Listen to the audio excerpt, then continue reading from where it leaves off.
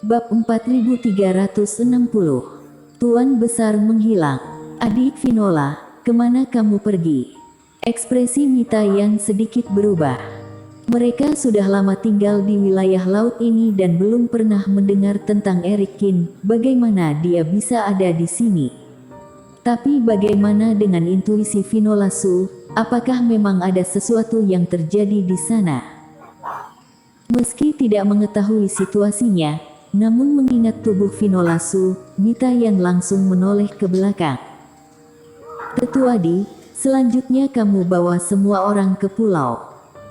Jika ada sesuatu, kirimi aku transmisi suara segera. Setelah meninggalkan beberapa patah kata, Mita yang langsung terbang dan mengejar Vinola Su. Di Pulau Kura-Kura, di bawah perhatian puluhan pasang mata, Erik Kin terhuyung-huyung ke area tengah. Pada saat ini, langit hampir seluruhnya gelap dan seluruh Pulau Kura-Kura memperlihatkan suasana yang aneh. Perubahan mengerikan itu akan terjadi kapan saja. Dan saat itu tiba, semua roh spiritual di Pulau Kura-Kura akan mati. Pada saat ini, Erik Kin tampaknya tidak dapat membedakan kiri dan kanan dengan kesadaran kerohaniannya. Dia berlutut dengan satu kaki, menyentuh embos pola dewa sepenuhnya dengan tangannya. Ini seperti orang buta yang menyentuh huruf Braille. Andre Sohuo, Tetua Gao dan yang lainnya semua melebarkan mata, merasa bahkan bernapas pun menjadi sangat sulit. Emosi di dalam hati mereka begitu rumit sehingga tidak bisa menggambarkannya dengan kata-kata. Jika di masa lalu, jika seseorang tidak mematuhi pemimpin, mereka pasti berharap kepala pihak lawan dipenggal dan mereka akan sangat bersemangat. Tapi sekarang, melihat Erik Kin terhuyung-huyung ke tengah formasi dan menguraikan pola dewa terakhir dengan susah payah, Andre Sohuo dan yang lainnya tidak bisa tertawa sama sekali. Ini bukan hanya karena hidup mereka dipercayakan kepada Erik Kin. Terlebih, mereka merasakan sesuatu dalam diri Erik Kin yang tidak mereka miliki. Mereka tidak tahu alasannya, tetapi jauh di lubuk hati mereka tidak ingin Erik Kin kalah dan mereka tidak ingin melihat Erik Kin mati di sini. Pak Tua Sage menyipitkan matanya, menatap Erik Kin dengan penuh minat dan mengumpulkan pola dewa di udara. Orang ini sangat sakti. Seperti yang diharapkan dalam ramalan, seseorang yang dianggap paling membantunya. Sekarang, meskipun Erik Kin kehilangan matanya dan tidak bisa mengandalkan kerohaniannya untuk memeriksa sekelilingnya, dia masih bisa menggambar pola dewa paling standar dengan rapi di posisi yang tepat. Namun, apakah formasi besar di Pulau Kura-Kura ini begitu mudah ditembus?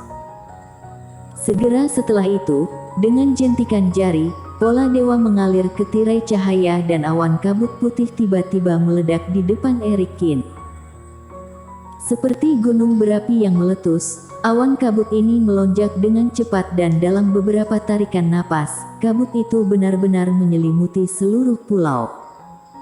Apakah dia berhasil atau gagal?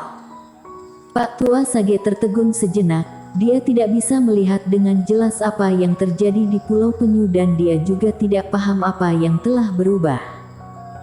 Apakah Erik Kin menguasai tanah harta karun ini? Menatap langit, meskipun sebagian besar dari berbagai warna cahaya telah menghilang, tetapi mereka masih ada, yang berarti seharusnya tidak. Namun segera, Pak Tua Sage menyadari ada yang tidak beres lagi. Di antara kabut putih luas yang menyebar, frekuensi satu awan kabut yang bergulir dalam formasi jelas lebih tinggi dibandingkan arah lainnya. Dari kelihatannya, seolah-olah ada sesuatu yang bergerak melalui kabut putih dengan kecepatan tinggi, menembus kabut. Dan arah di mana kabut bergulung datang ke arahnya. Jantung Pak Tua Sage berdetak kencang dan dia menyadari bahwa dia sepertinya telah mengabaikan satu hal. Ketika seseorang melihat kabut putih bergetar, itu membuktikan bahwa orang di dalamnya telah melewati daerah itu. Namun setiap daerah formasi itu tetap, bagaimana seseorang bisa melewati beberapa daerah secara terus-menerus? Kecuali, orang itu. Formasi Pulau Kura-Kura terbentang dalam sekejap. Sosok berwarna darah terbang keluar seperti pita dan langsung menuju ke kultivator Sekte Sage. Hentikan dia. Pupil mata Pak Tua Sage tiba-tiba menyusut, lalu dia mendengus dingin. Benar saja, itu adalah Eric Kin. Pada saat ini, mata Eric Kin tertutup, darah menodai pakaiannya dan napasnya cukup berantakan, tetapi kecepatan dan targetnya adalah dirinya sendiri. Di luar dugaan, pria ini tak hanya berhasil menerobos formasi Pulau Kura-Kura, tapi juga berani menyerbu ke arahnya alih-alih langsung kabur. Karena kamu sendiri yang datang, maka aku tidak akan sungkan. Bagaimana orang yang bahkan tidak bisa melihat dengan matanya bisa menjadi lawannya? Kurang ajar. Dengan berani mengganggu pemimpin, itu sama saja dengan cari mati. Semua kultivator Sekte Sage berteriak marah dan semuanya maju ke depan Pak Tua Sage. Semua jenis senjata ajaib dikerahkan dan dari segala arah, mereka menembak ke arah Eric Kin satu demi satu. Teknik waktu, padatkan. Tetapi pada saat ini, rambut Eric Kin menari-nari dan pakaiannya yang berwarna darah berkibar. Dua aliran udara hitam dan putih memancar pada saat yang sama, benar-benar menghalangi teknik penyerangan para murid Sekte Sage, termasuk Pak Tua Sage dengan ekspresi dingin di belakang mereka. Saat berikutnya, Eric Kin membuka matanya.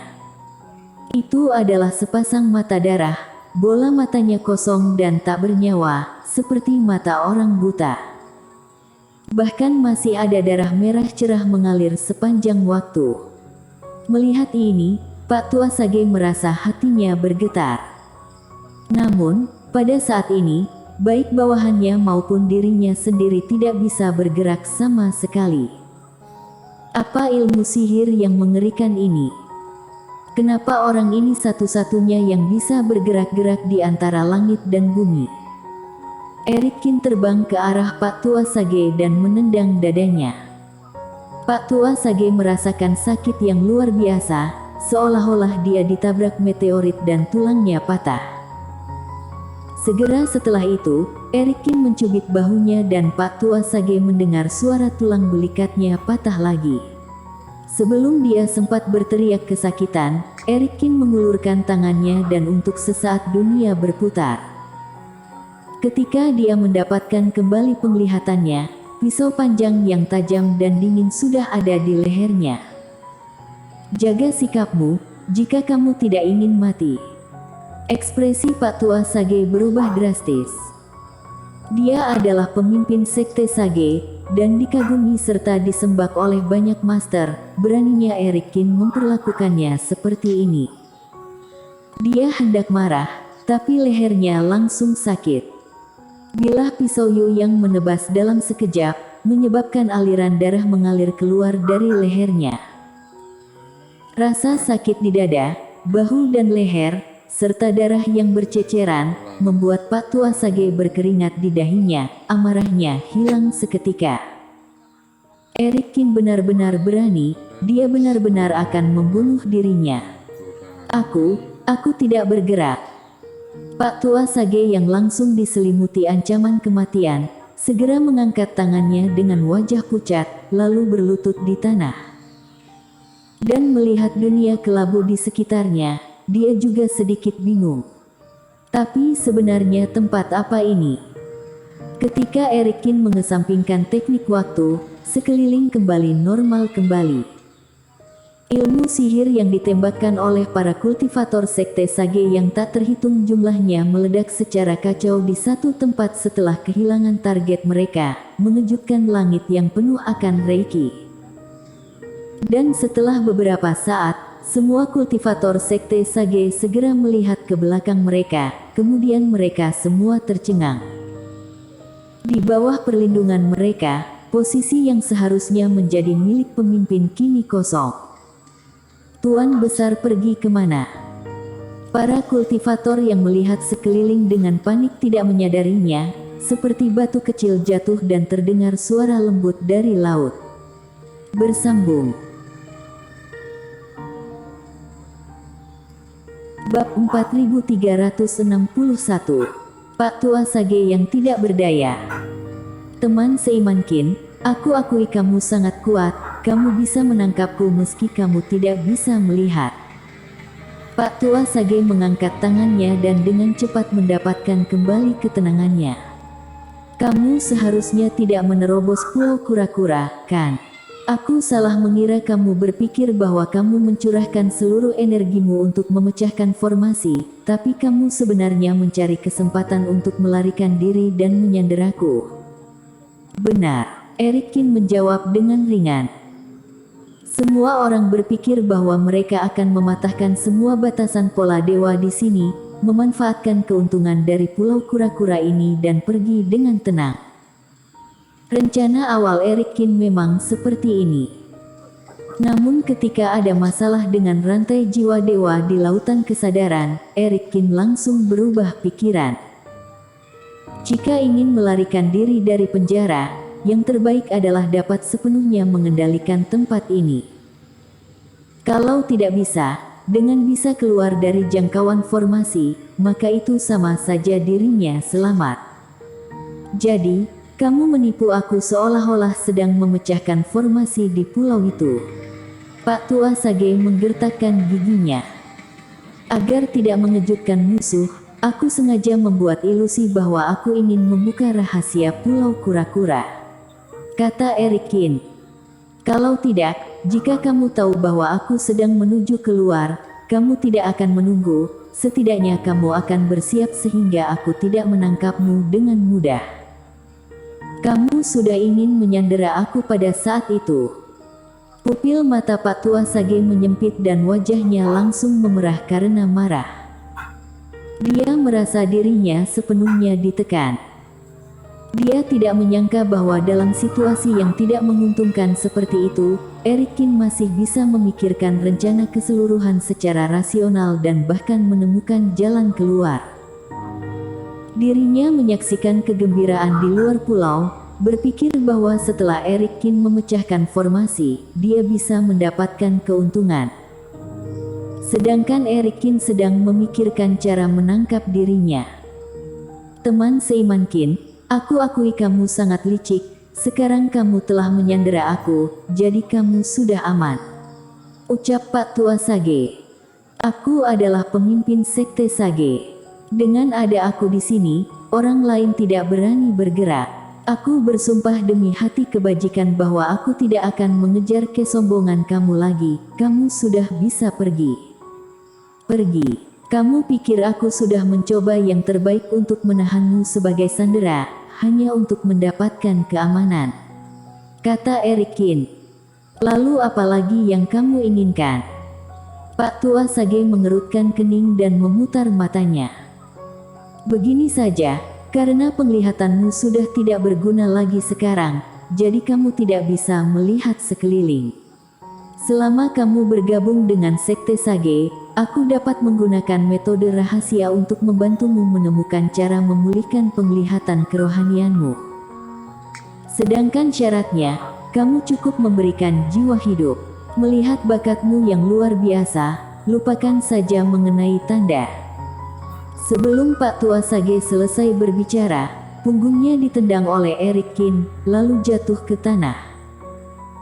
Orang ini benar-benar tidak bisa membaca situasi, pada saat ini pun dia masih berani mengungkit persyaratan dan mengancam dirinya.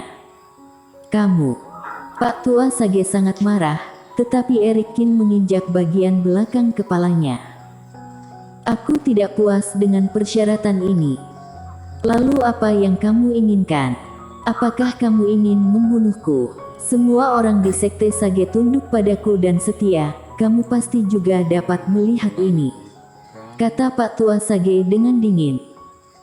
Jika kamu berani membunuhku, mereka akan membalaskan dendamku seperti orang gila. Sayangnya, jangan katakan kamu buta sekarang, meskipun kamu tidak buta, kamu juga akan terus diserang dan diganggu. Setelah itu, tidak akan ada kedamaian di tanah warisan dan semua kesempatan kamu akan hilang. Benarkah? Eric Kin mencibir. Tentu saja, mereka benar-benar setia kepadaku. Tidak peduli siapa kamu, mereka tetap akan menyerang. Teriak Pak Tua Sage. Tapi mengapa aku merasa bahwa alasan mengapa mereka bersedia mengikutimu adalah karena kamu sangat sempurna, karena kamu tampaknya dapat melihat segala sesuatu di dunia dan mereka menganggapmu sebagai dewa, dewa yang tak terkalahkan. Eric Kin menghancurkan telapak kakinya. Bayangkan saja, jika aku membunuh dewa, apakah mereka akan marah padaku atau akankah mereka bangun dan marah pada tipuanmu? Ekspresi Pak Tua Sage membeku dan apa yang dikatakan Eric Kin sepertinya mungkin. Tidak, mereka akan membalaskan dendamku. Mereka akan datang dengan berbagai alasan, berpikir bahwa kamu adalah iblis dan aku sedang menguji mereka. Namun tak lama kemudian, Pak Tua Sage terus mengoceh. Jadi, sebaiknya kamu cepat lepaskan aku dan aku akan melupakan masa lalu, kedepannya kita jalan di jalan masing-masing. Kata Pak Tua Sage. Kamu benar, jika membunuhmu begitu saja, itu mungkin tidak efektif. Lagi pula, orang-orang ini telah dicuci otaknya olehmu, kata Eric Kin sambil berpikir. Tapi terima kasih telah mengingatkanku, aku sebenarnya bisa mencacati kamu daripada membunuhmu. Lalu aku akan menelanjangimu, menggantungmu di tiang bendera dan berkeliaran, sehingga semua orang bisa melihat penampilan jelekmu. Eric Kin tersenyum. Atau, aku bisa mengukir beberapa tanda jelek di tubuh Anda, mengolesi tubuhmu dengan kotoran dan air kencing, lalu memberi kamu pil iblis yang aku jamin kamu akan menjadi gila dan berteriak kapan saja. Menarik juga, ketika orang gila yang bau kotoran dan penuh omong kosong dipamerkan di seluruh dunia, berapa lama orang-orang yang kamu katakan setia itu dapat terus setia? Pada saat itu, tidak peduli seberapa saleh dan tahayulnya kamu, mereka akan berpikir bahwa kamu telah gagal dan kamu adalah seorang pembohong. Kamu mesum, tidak, jangan, itu terlalu kejam. Kali ini Pak Tua Sage ketakutan dan hampir muntah darah. Sekarang dirinya menyesal dan ingin menamparkan dirinya sendiri, karena tidak menyangka bahwa ucapan dirinya akan menginspirasi Eric Kin. Apalagi, Eric Kin ini benar-benar ganas. Sebagai orang yang dianggap sebagai dewa, dia paling tahu apa yang disembah oleh Andreso Huo dan yang lainnya. Itulah sifatnya yang tak terkalahkan, cara keberadaannya di dunia lain yang tak bercacat. Ramalan dan kebijaksanaan yang akurat seperti dewa. Jika Eric Kin benar-benar melakukan ini, maka dia akan kehilangan semua muka dan reputasinya. Orang gila, bagaimana dia akan mewujudkan rencananya di masa depan? Kejam. Bukankah kamu lebih kejam dengan memanfaatkan kesempatan dalam kesempitan di luar, di mana memintaku untuk menyerahkan jiwa hidup dan tanda? Eric Kin berkata dengan dingin. Itu takdirmu, aku hanya memberitahumu, semua ini tidak ada hubungannya denganku. Pak Tua Sage memutar matanya dan berteriak. Hukuman langit sudah ditakdirkan oleh surga, aku hanya menyampaikan kehendak pergerakan langit, bahkan aku dapat menemukan cara untuk menyelamatkanmu. Jika sudah ditakdirkan, kamu juga meramalkan bahwa aku akan mati kehabisan darah dari 7 lubang. Lalu mengapa aku masih hidup? Eric Kin menendang Pak Tua Sage yang tidak jujur lagi. Berhentilah melakukan ini denganku, jangan berpikir bahwa aku akan percaya omong kosongmu tentang menyebarkan ortodoksi untuk pergerakan langit.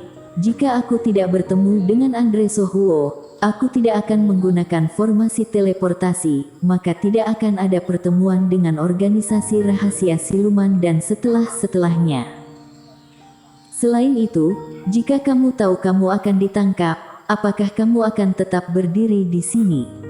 Sekarang kamu berani mengatakan bahwa ini semua sudah ditakdirkan. Pak tua Sage kehilangan kata-kata untuk sesaat. Pikiran Erikin ini terlalu teliti dan dia telah menyusun banyak hal untuk dianalisis, terlalu sulit baginya untuk membodohinya. Bagaimana kalau aku menghancurkanmu dan memberimu pameran publik sesuai dengan rencanaku? Aku memberitahumu bahwa semua ini ditakdirkan oleh surga, coba kamu tebak apakah itu akan terjadi. Bersambung.